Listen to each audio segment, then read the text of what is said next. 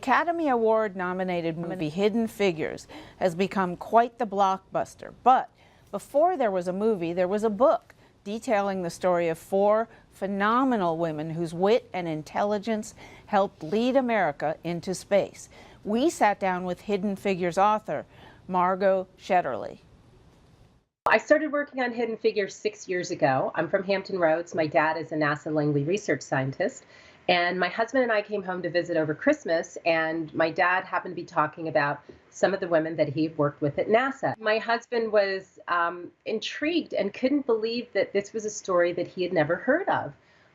So I said to myself, well, I knew these women, but I did not know the story. And that was really the beginning of what became Hidden Figures. Many women worked as so-called computers for NASA, solving complex equations, even creating the algorithms that propelled the U.S. into space. Shetterly's story of that space race focuses on four of NASA's black women mathematicians: Katherine Johnson, Dorothy Vaughan, Mary Jackson, and Christine Darden. Mrs. Johnson is known for her work calculating and doing the math on the trajectory for John Glenn's orbital flight. Dorothy Vaughan was the first black supervisor. She was the supervisor of the segregated West Area Computing Unit. Mary Jackson was the first African-American female engineer at NASA.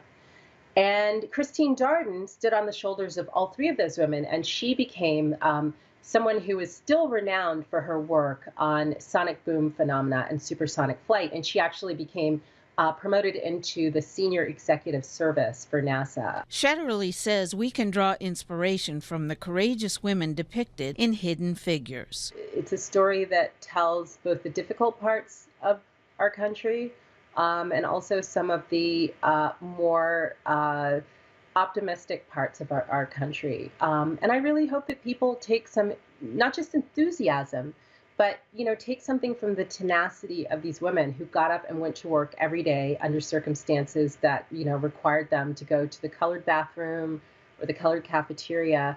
And yet they did their best, and look what they were able to achieve. So I think this is an excellent story for the times that we're in right now. A recent study found young girls think of themselves as less smart than boys. Shetterly believes the lives and accomplishments of the women depicted in Hidden Figures show young girls just the opposite. That's one of the reasons why people have shown so much enthusiasm for this story. It's like, here we are discovering that hundreds of women, perhaps more than 1,000 women, were working at NASA, right? One of the world's largest, most important, most influential scientific and engineering organizations.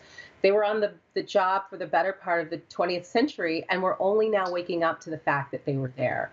The thing about this story is it proves statistically, not just anecdotally, but with numerical evidence, that women are good at math, given a chance, that people of color, that women of color can come into these scientific positions and do extraordinary work. Shetterly hopes new information and shifting perspectives will bring even more women the recognition they deserve. As we understand more about what they did, and we kind of look at their contributions with a different frame, I think it will be more likely that not only these women, but many women like them will start getting the credit for the work that they did over the decades.